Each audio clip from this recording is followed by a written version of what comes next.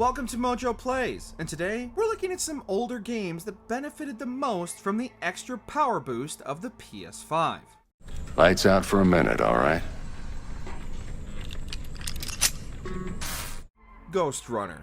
You're alive. Can you hear me? They are already looking for you.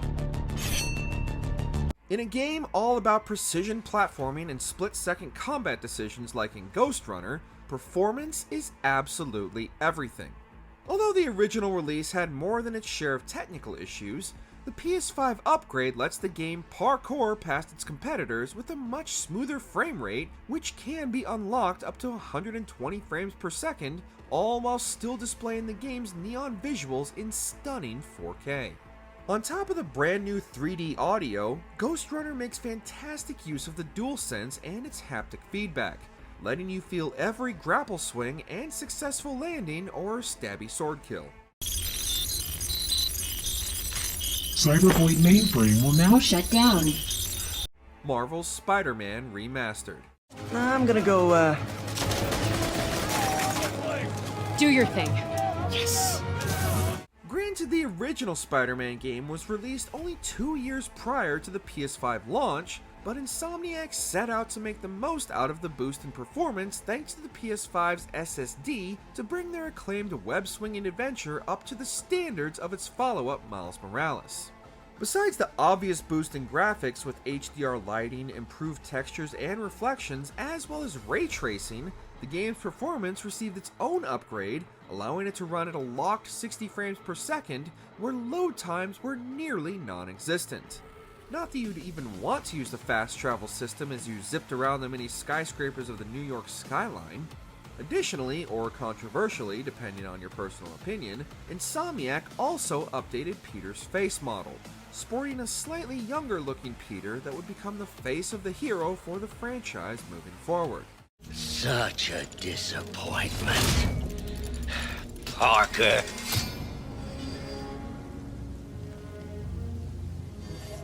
You knew? Ride 4.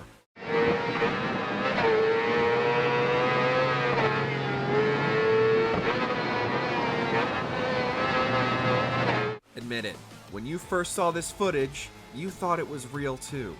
While Ride 4 was already an impressive looking game on the PS4, the PS5 upgrade brought the game closer to photorealism than any other title to date. Along with the upgraded 4K visuals and 60 frames per second gameplay, Ride 4 also incorporated many of the DualSense's features, putting the power of your speed machine in the palm of your hands, and playing the game in first person might just be the closest some of us get to racing around the track at hundreds of miles per hour.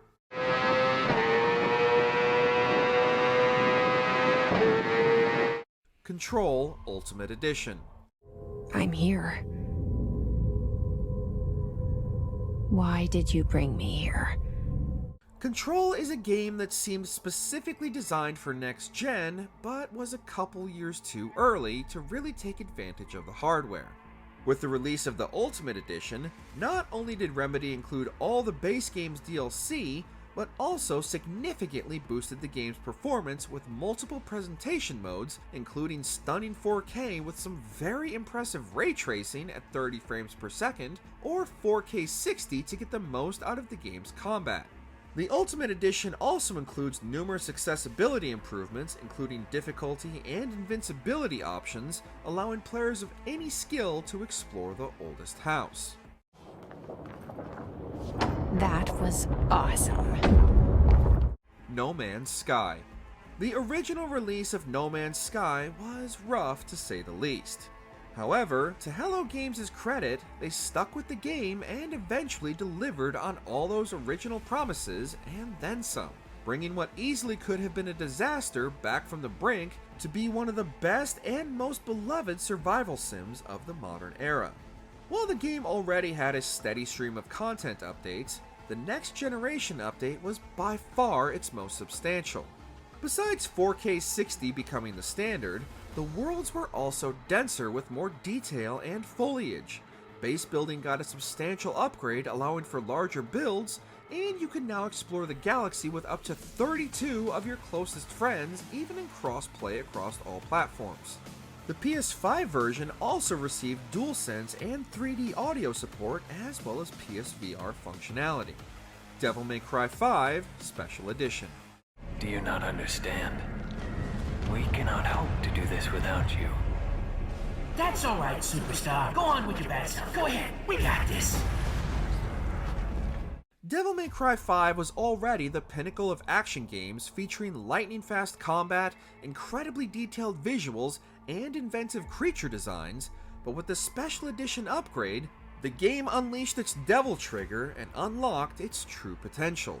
Along with the standard ray tracing upgrades as well as 4K and 30 frames per second, if players chose to forego ray tracing, they can unlock up to 120 frames per second, all running in 4K for some of the most gloriously blazing fast combat in gaming. Also, in addition to higher difficulty settings as well as the return of turbo mode, players will also get to play through the campaign as Virgil, albeit without the cinematics, obviously, as well as in the challenge mode Bloody Palace. Fans of the series will have plenty to keep them busy until the hopeful 6th entry emerges from the depths of the underworld.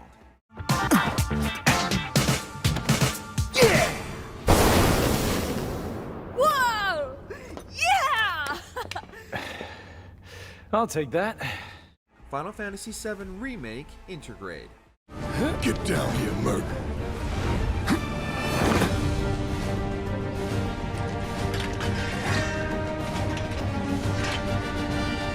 The long awaited Final Fantasy VII Remake might not have been what every fan was expecting, but there's no denying visually and mechanically it was a very impressive game.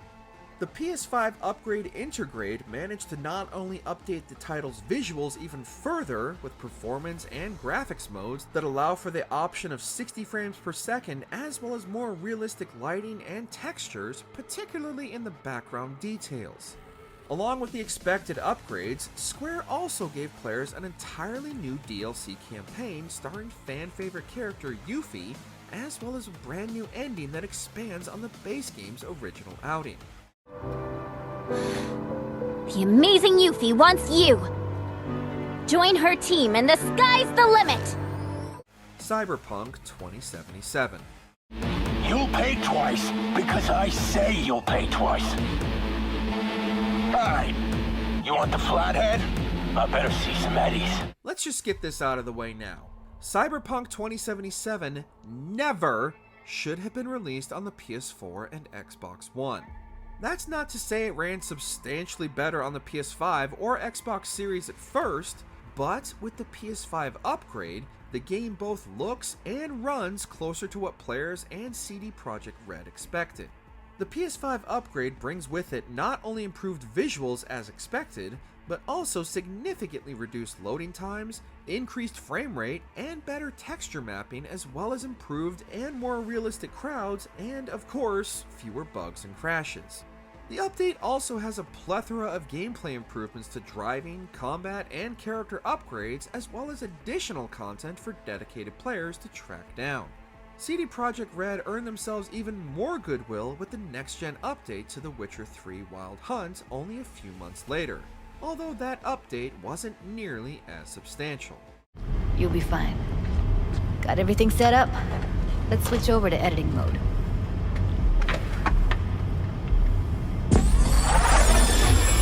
Death Stranding Director's Cut.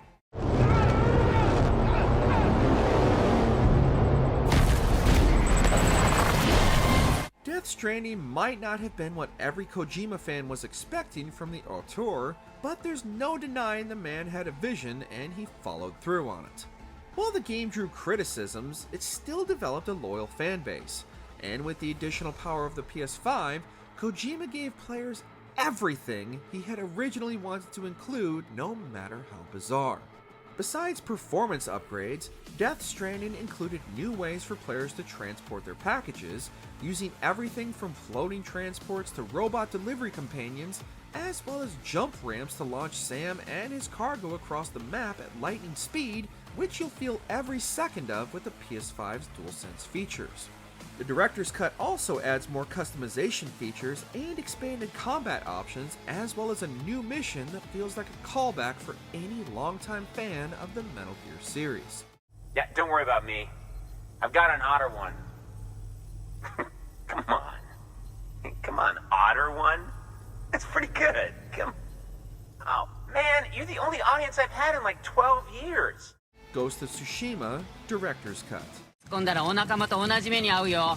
猛虎もそう考えるだろう。だが、こたびは俺が。One of the last major releases on the PS4, Ghost of Tsushima pushed the aging console to its limits with its gorgeous world, engaging swordplay, and load times so fast they intentionally had to be slowed to allow players to read the tip screen. Along with improved visuals and naturally faster loading times, the director's cut not only includes haptic feedback with the PS5's DualSense that allows players to feel every sword strike and impressive 3D audio output, but also an entire new area to explore with the Iki Island expansion, along with Japanese lip sync and the ability to remap your controller layout. Like with all the other entries on our list, the director's cut is the best way to play one of the PS4's swan song titles. 息子だと。